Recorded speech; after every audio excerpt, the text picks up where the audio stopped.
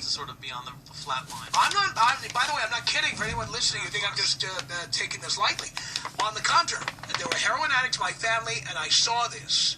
Shooting heroin made them normal. When they couldn't get heroin, they'd start scratching their arms and start shaking and twitching, and So you're more likely to look suspicious if you're a heroin addict who can't get heroin. Well, the bottom line is, and it's true for the other ones, and I've seen the tests, they do the metabolite tests, and the person, literally, they do a spectrum where the person is positive or negative for heroin, MDMA, marijuana, PCP, whatever the hell else there is in life, cocaine.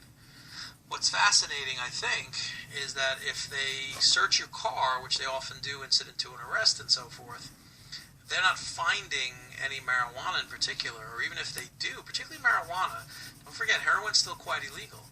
But if you have marijuana that you've purchased and you have a card, you're allowed to have that. And you're allowed to have it in your car. So, and what if I'm thinking I need to smoke some before I drive because my glaucoma's acting up? That's a very interesting possibility. And I have a couple of marijuana cases that are presently pending. And I sat down with the prosecutor and said, look, you should drop this case because the guy has back problems or glaucoma, etc. Right. And they will not. They want them to plead guilty, not to DUI, but they call it DWI, which is driving while impaired. And as I said, this expert that I found, the marijuana guy, this guy's something else. He's been doing it forever. Really an expert in marijuana cultivation and principles of chemicals and everything. And he says, why are we admitting that the guy's impaired? He's not impaired. The fact that he has some marijuana in his system that he may have smoked a week ago, but whether he did or he didn't, if he's driving, it's no big deal necessarily. So that's a very interesting question.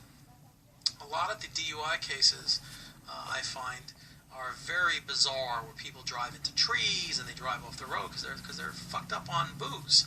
They're not just like drinking, socially. They're highly intoxicated. A lot of people binge drink to pass out and so forth.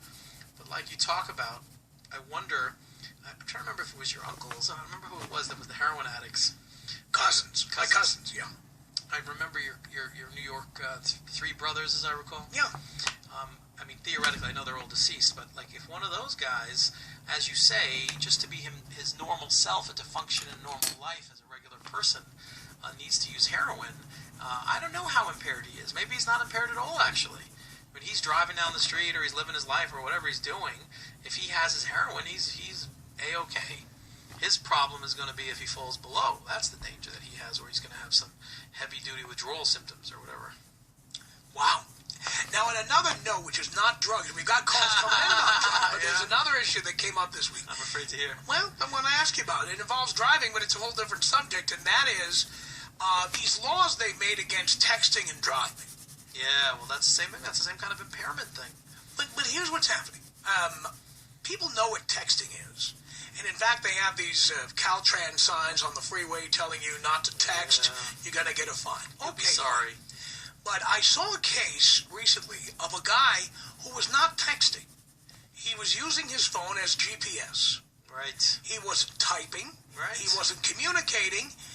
And he went to court because he got a ticket for texting. Even worse, he appealed it. And won. Right.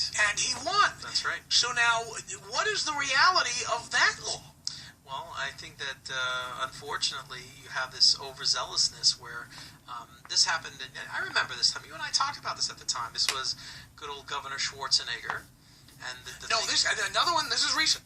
No, I know the case, but originally it was illegal to talk on your cell phone and drive in like New York and Florida, but it was still legal in California.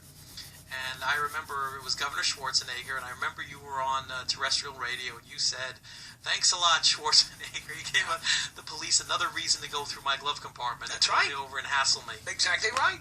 And the bottom line is that it's not a points ticket, but it is a ticket. It's expensive, and once the state gets these revenue streams, they don't want to fool around with those. And by the way, for me, the biggest thing, I don't have 30 minutes to sit around and wait for them to run my license, run my plate, and keep me sitting there. I just don't have time for that. Shut up and take it, Tom. You ever say to a cop, just give me the ticket? Oh, that is not a good idea. I know. Well, I wouldn't say it, but that's what I'm thinking. All right, you got me. Give me the fucking ticket. No, shut up. Well, I never say that, but the point is, Bite it's the in old my tongue head. there, No, but what I'm saying I is... know. Like, why are you making me suffer? And why why are you making me humiliating shitty? me? What's the purpose of this? Because I was trying to find Panorama City on my phone, that now I'm going to get a texting. Just give me the fucking ticket. I think that there's this. It's kind of what they do to you at the airport. It's something George Carlin talked about. That basically they want you to know that they can fuck with you anytime they want. Right. So that's what it really is. Right. So you're Mr. Busy, and he knows what you are. He's looking at you driving an expensive car or whatever. He looks at your address. You live in Beverly Hills or the Hollywood Hills or whatever, and he's telling you, you know what, asshole? I'm going to make you sit here for 30 minutes. I don't give a fuck if you're going to be late. Right. The problem is that we shouldn't be doing that in our society, and we shouldn't be exhausting everyone. I have to tell you, Tom, I believe, if I'm not mistaken, that the police have been told to some degree to lay off of a lot of the cell phone stuff. I see a lot of examples of people driving, talking on cell phones, and cops are not actively pulling people over for this. Texting is just the extension of that. The original thing that I thought, and I read the law, it's actually quite much more restrictive, but I thought what they were saying essentially was to hold the phone to your face. That was the problem. And it's not. It's any kind of in-your-hand distraction. So like this person... So how about a $5 footlong? I didn't think about that. You ever see people eating and driving? That's okay, technically. That's what I'm talking about. I don't know. It's supposed to be an electronic device. Anytime you get a Subway sandwich, you get those lettuce leaves falling I out and see stuff. women putting on makeup while they drive. Okay, Right. That's it. Changing the angle of the mirror so that they can look at themselves instead of Right. the cars. All right. Well, anyway, if you're holding it in your hand and you're texting or you're GPSing or you're running the dating app, I think you're doing distracted driving, and unfortunately, that is a serious ticket.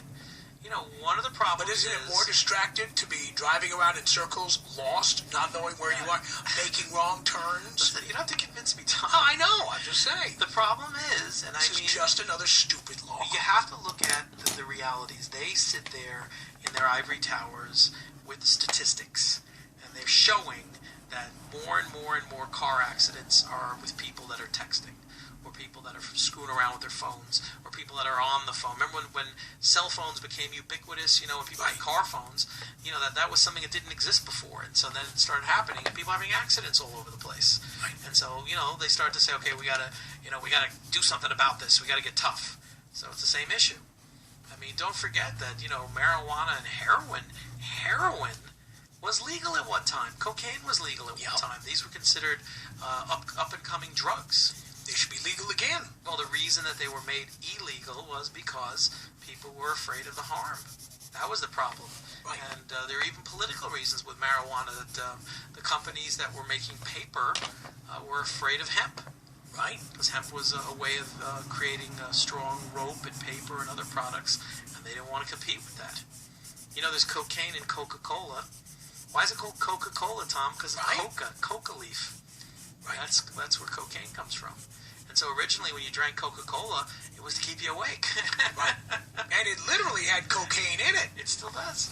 Not to the extent that it did. I know. It used to be really strong. They had to cut that back. They sure did, but they had the only license in America to import the coca leaf. It was the original energy drink. That's right. No doubt. That's no caffeine, baby. I'm going to take a break here. We're going to come back with Attorney Adam Sachs answering your legal questions. And we've got people on the line already. If you've got questions, and it doesn't have to be drugs, but we do have some drug questions coming up. But you might have questions about who knows what. Drunk driving. Maybe you've been accused of committing a crime you didn't commit. Maybe you did commit the crime, but you don't want to do the time. We'll talk to you, too. Here's the phone number, 901-3000-TOM. That's our number, 901-3000-TOM. I told you guys, don't wait till the end of the hour. This is your chance right here, 901-3000-866. So, how do you like our little internet project? Now, 901-3000-TOM. This is the Tom Likas Show. Summer's here, and it's a great time to enjoy a new car. And our friends at Spreen Honda are fully stocked to make it easy for you to drive off in one of the most reliable rides on the road. Hondas. You know how I feel about them. I've had great experiences owning many of them, and I highly recommend them for their value and reliability. And face it, they can be fun cars to drive. Check out their selection and great prices at ScreenHonda.com.